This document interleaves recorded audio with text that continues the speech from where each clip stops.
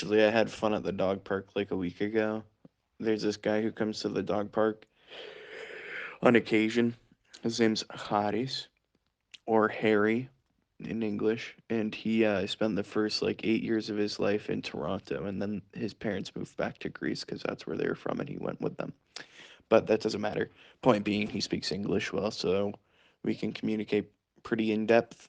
Um, and he has three kids. Two of them are twins, and they're 8, and then they have a little sister who's 5, and none of them speak English. And a week ago, I I got bored, and so I convinced the oldest, the one of the twins, this boy. I started with him, and I was like, "Yeah, I live in a garbage can." I forget how this came up, but I was like, "Yeah, I live in a garbage can." And he was just like typical 8-year-old response. He's like, "What? You live in a garbage can? What do you mean?" And then he just kept asking me questions. He's like, "Well, what garbage can do you live in?" And I was like, "I live in the one. I mainly live in this garbage can." And I pointed to one of the garbage cans they throw the dog poop in. And I was like, "But really, I live in every garbage can. I move all over the place. You know, I have bigger garbage cans for like when I'm having friends over, things like that."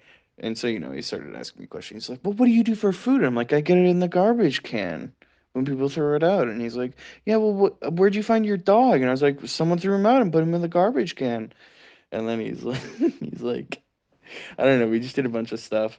He likes talking about video games, this kid, and I talked to him about video games. And there's this other guy, Jesus, at the park who overheard us, and he's like, "Oh," he's talking. I'm speaking English, but this is in Greek. He's like, "Oh, we used to have a PlayStation 2, and I think we still have it." And then he looked to his wife. He's like, "Do we still have the PlayStation 2?" And she kind of looked as if like she had thrown it out. And he's like, "Oh, she must have thrown it out." So that ended up coming in clutch because he's like, "Well, what about how do you play video games?" I'm like, "Well, you were talking to Christos, right? He said that they threw the PlayStation out in the garbage. That's where I found it."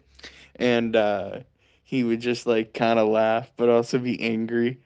And then his sisters joined in, and they started asking questions, but they're like surrounding me. So I had to, I literally told them they have to form a single file line and take turns asking me questions.